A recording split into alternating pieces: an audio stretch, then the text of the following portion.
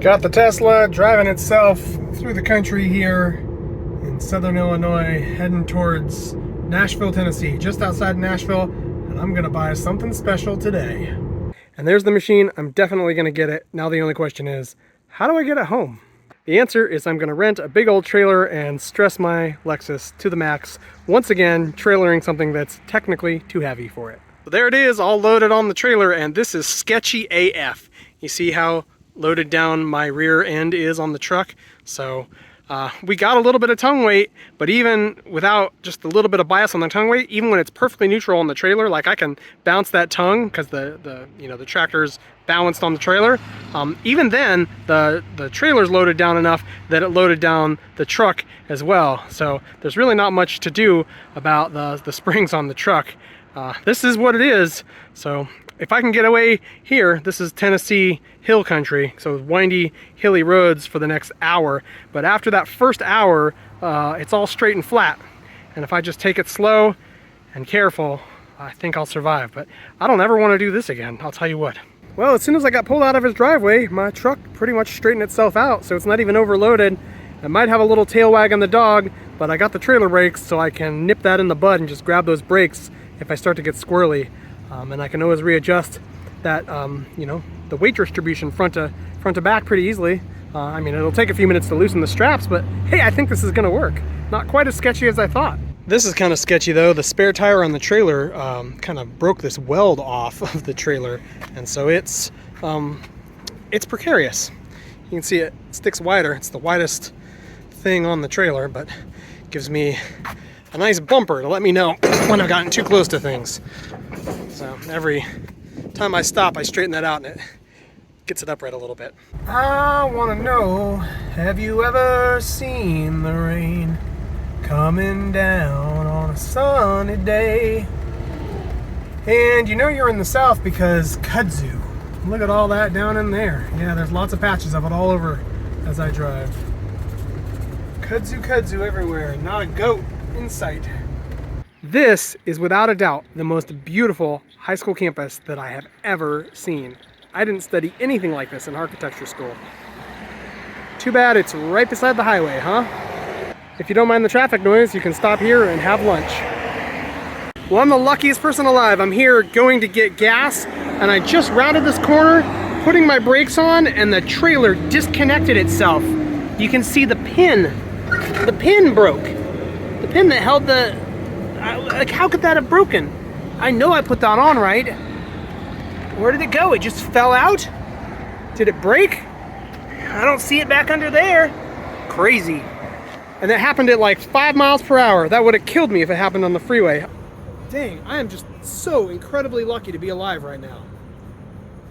About, I don't know, 2 hours, maybe, yeah, like 3 hours ago, I heard a distinct tink clink, like I'd hit a piece of metal, and that must have been the cotter pin falling out, because I can't imagine that I would have made it this far without a pin, like even like the main pin. So the cotter pin must have fallen out somehow. I have no idea how. The more I look at this, the more I can't believe how insanely lucky I am. All I need is a new cotter pin. Like, nothing broke. The trailer coming off the hitch didn't even crash into the back of the truck, didn't even damage the bumper or anything like that. It happened at like 2 miles per hour going around that corner right there, and as soon as it happened, a good Samaritan stopped and offered to help me. So I gave him the hitch so he could take it back to his house. He lives close by, and he's gonna hit it with a file, cut the burr off the hitch so that I can slide it back into the receiver, and he's gonna bring an extra pin. This is my savior, Lewis. Okay. He lives right down the street, and look, problem solved. How great is that? Lewis, I can't thank you enough, man. Sure, brother. You're awesome. Not a problem. That's what we do. I'm going to be traveling this year, and I'm going back to Cali, and I would expect and hope this is called paying it forward. Yeah, man. So I'm paying it forward today for if my you're towing brother. a trailer, you better watch out. That's Yeah, the thing. yeah. Okay. All the bad things that was happening with tow trailers, they're dangerous. Right.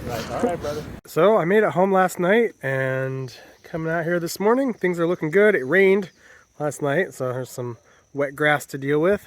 But yeah, it's time to get that thing off the trailer. The skid steer has been sitting on the trailer on my driveway for the last 2 days. It was the 4th of July weekend, and I was otherwise occupied and not able to start it. So the first thing I tried to get it to start was to plug it into the battery charger there. Currently going at 2 amps to trickle charge this brand new battery. So the battery that came in the machine was pretty tired, and the guy who sold me the tractor here told me that oh, I shouldn't call it a tractor, the skid steer. He told me I would need to replace that, so why even wait? Let's just see if that's the problem. But it's not. This brand new battery also won't start the machine. So what I did is I went through the manual, and you can see I labeled all the buttons. I figured out what all of the switches do, and I figured out the startup procedure, learned a whole lot of stuff, and thought that maybe I was doing something wrong with the switches and that's why it wouldn't start. But no, that's not the problem. So you can see here, if I turn this switch on, the voltmeter here reads about 12 volts. We're at a funny angle, but yeah, that's reading about 12 volts. And when I try to turn the switch on, nothing happens. So now I've got the hood propped up here, and we're looking at this nice little Perkins diesel, and way down inside there is that's the starter solenoid. Now I made this little loop of, single core copper wire so that I could do the trick where you short across the 2 terminals. So there's, on the starter solenoid down there, there's 2 terminals, and if you short across them, it sort of hot wires the starter, and that didn't work. First it just spun the bzzz, but it didn't actually like engage the motor. It just went bzzz. And then now when I do it in subsequent times, you can see the sparking damage to the tip of the wire here, and it's not even activating the solenoid. I think that thing needs to come out and get replaced. It's really not easy to get to that starter. I'm gonna have to remove maybe this bar here, the exhaust manifold, accordion piece there. You can see that I could easily get to it from the side here if the arm for the front bucket wasn't in the way. So there is a function using this red tube where you can prop the bucket up into the air so it's out of your way. So you can totally do all the work you need to do on the motor, but you need to be able to start the motor in order to lift the front bucket in order to be able to get in there and do that. So this is not going to be an easy task. The thing is, I just want to get the machine off the trailer, because if I can return the trailer tonight before they open up tomorrow morning at the trailer place, then I won't have to pay an extra $100 for, another day's rental. And so let's try one final trick to see if we can get this started and save me $100. I'm gonna stick this mini hammer here in the gap and just sort of give a tap on the starter motor back down in there as my wife turns the crank over. Let's see, come on, I can get in there. Yeah, there we go. Yep, just like this. I'm gonna tap it as she starts it. Let's see if that works. And try to turn it on. Hey, awesome!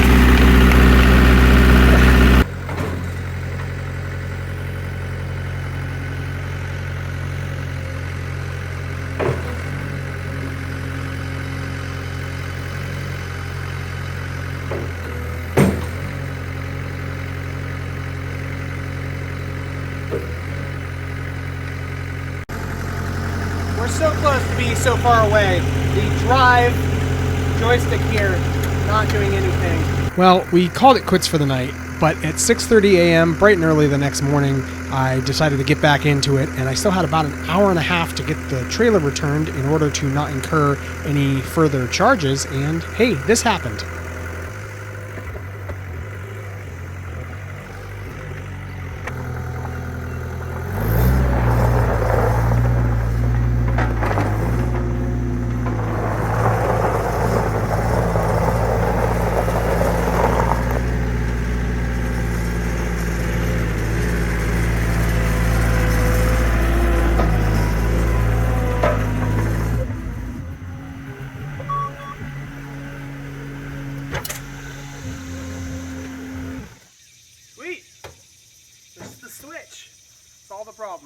The only problem then was this override switch was for some reason turned down like so, and then this does nothing.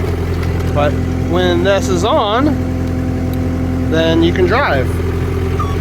When I go backwards, If I then go forward, there's a delay. Left, I can go left instantly. Oh, no, not instantly. Right, let's see if right. Yeah, there's just a slight delay. It takes a minute for things to happen. Now that it's all warmed up, it doesn't want to go right at all. Not even a delay, it just doesn't even want to go. So I can go forward and try to go right, nothing. Forward, right, nothing. It cuts out. Forward works, but as soon as I try to go right, it's just dead in its tracks. Same if I'm backing up. Oh, there we go. But if I'm backing up, I can't go left.